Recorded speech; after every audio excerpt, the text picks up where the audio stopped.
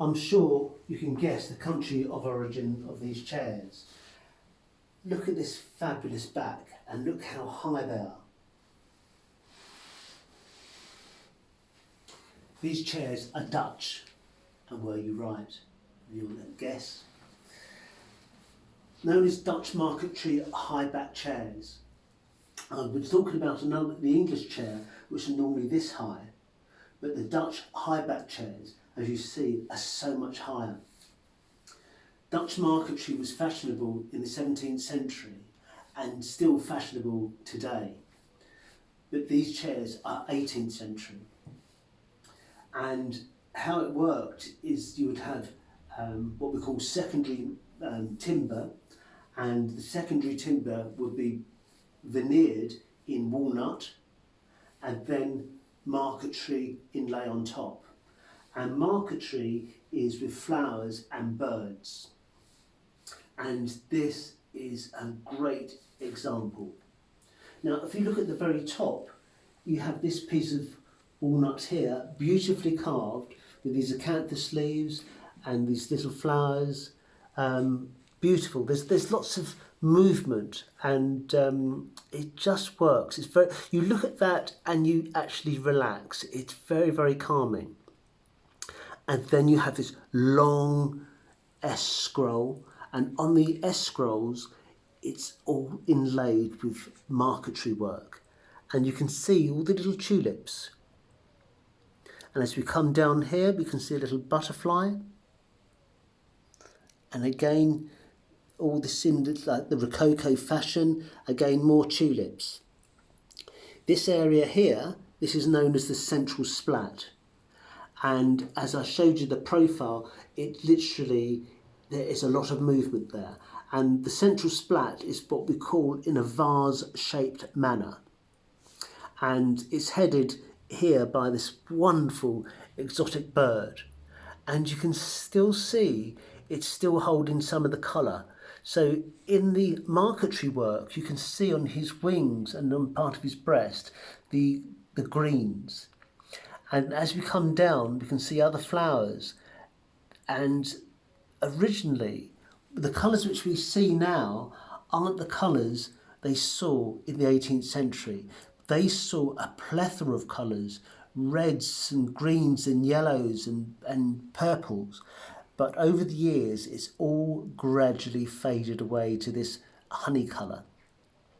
But what makes these chairs to me really intriguing is as we come down to the lowest part of the vase-shaped splat, we have this little character with this conical hat, and his right eye, it looks like he's winking. Now, when we look on the other chair to my right here, the same chap there, again with this little conical hat, and he's winking in his left eye. So undoubtedly, they are a pair of chairs. But when you're buying pieces of furniture like this, it's very important to look at the provenance, or if you can find a provenance.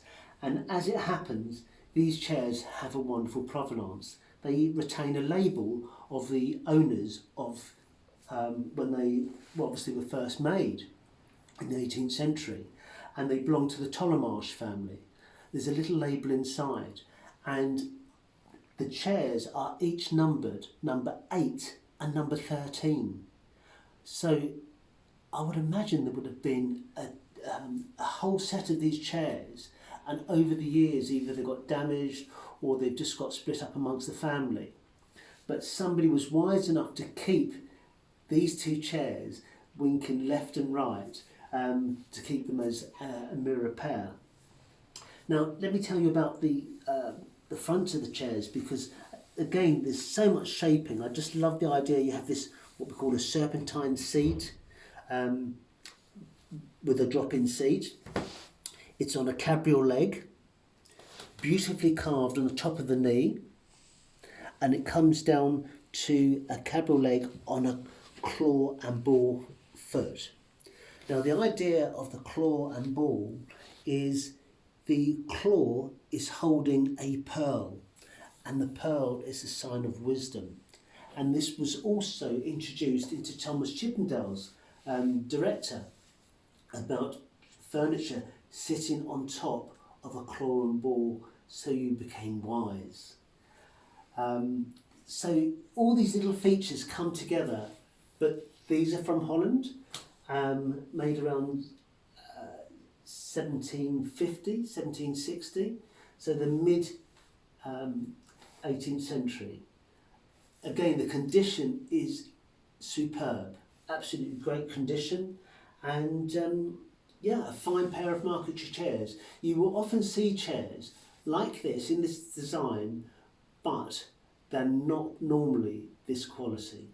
In my opinion, these are exceptional because of the way this carving here, and again when we get down to the lower section here and look at that stretcher, it's all about detail and showing a little bit more than what other chairs show, and this chair has it in bucket loads. A really good example of 18th century Dutch marquetry chairs with impeccable provenance.